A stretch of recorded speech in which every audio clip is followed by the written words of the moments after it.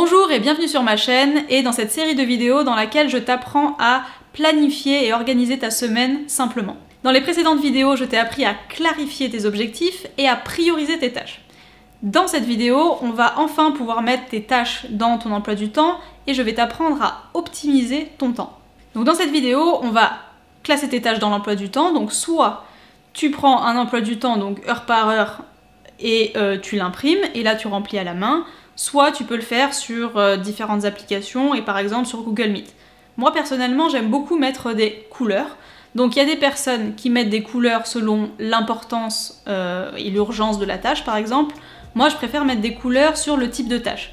Est-ce que ça concerne le travail? Est-ce que ça concerne mon développement personnel? Et je vais mettre des couleurs différentes.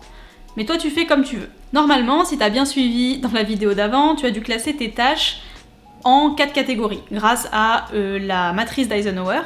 Donc normalement tu devrais avoir tes tâches devant toi et classées en 4. En sachant qu'il y a une catégorie où il y a des tâches que normalement tu as dû supprimer parce qu'elles n'étaient ni importantes ni urgentes. Maintenant ce que tu vas faire, c'est que parmi tes tâches, tu vas choisir 3 priorités, les 3 choses qui sont le plus importantes dans ta semaine à réaliser et qu'il faut que tu réalises absolument. Et pour chacune de ces priorités, tu vas mettre combien d'heures ça va te prendre pour les réaliser. Donc par exemple, je sais pas, terminer un projet important pour le travail, 7 heures, faire des exercices pour l'examen de la semaine prochaine et m'entraîner 6 heures, et écrire, tourner et monter ma vidéo 8 heures. C'est un exemple. Ensuite, c'est à toi de décider à quel moment tu veux effectuer ces tâches. Donc, soit tu décides de tout faire d'un coup, par exemple tu te prends une après-midi où tu fais qu'une tâche, ou qu'une journée, soit tu les répartis durant ta semaine, 2 heures le lundi, 2 heures le mardi, etc. C'est toi qui vois en fonction de la tâche et en fonction de toi comment tu fonctionnes. Ensuite, tu vas prendre les tâches que tu dois accomplir chaque semaine et régulièrement. Donc en général, ce sont les tâches non urgentes mais importantes. Par exemple, si tu fais du sport 3 fois par semaine, le lundi, le mercredi et le vendredi, eh ben tu vas le mettre. Et pareil pour toutes tes tâches en fait qui sont régulières. En ce qui concerne les tâches urgentes et importantes, je te conseille de réserver un créneau pour ça.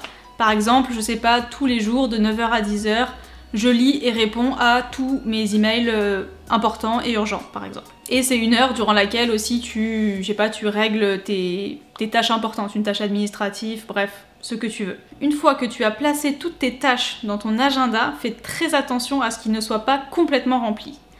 Il faut pas trop te surcharger de tâches, parce que si tu te surcharges de tâches, tu ne vas pas arriver à toutes les accomplir. Et donc ça va te frustrer, et donc ça va te décourager, etc. Donc mauvaise idée. Il faut toujours que tu aies des blocs vides. Pour 2 choses, déjà parce que tu as le droit de te reposer, t'es pas obligé d'être tout le temps en action. Il faut quand même laisser une place pour tes loisirs ou pour des choses qui sont pas forcément prévues. Et aussi, justement, ça fait ma transition pour les imprévus.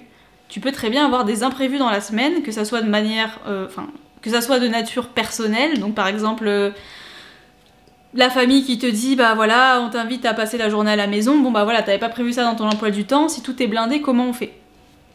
Et ça peut aussi être professionnel, etc. Mais aussi si par exemple certaines tâches de ta semaine ont pris plus de temps que prévu, et du coup comme ça a pris plus de temps que prévu, et ben ça dépasse et donc t'as plus le temps. Voilà, donc très important de laisser des blocs vides. Donc, si tu as bien suivi toute cette série de vidéos, normalement, tu devrais arriver à organiser ta semaine simplement. Encore une fois, c'est simplement. On n'est pas dans des projets d'entreprise du CAC 40, c'est juste pouvoir organiser ta semaine et arriver à faire tout ce qui est prévu et à mieux prioriser et mieux organiser tes tâches. Donc j'espère que cette série de vidéos t'aura aidé, et si tu as des questions, n'hésite pas soit à réagir en commentaire, soit à m'envoyer un message en privé. S'il y a des choses qui sont pas claires ou si tu as essayé mes méthodes mais qu'il y a quelque chose qui marche pas ou qui bloque. En tout cas, n'oublie pas, ça ne sert à rien de regarder des vidéos si tu n'appliques pas. Donc si tu veux changer et si tu veux devenir plus organisé, ne le fais pas demain, fais-le ici et fais-le maintenant.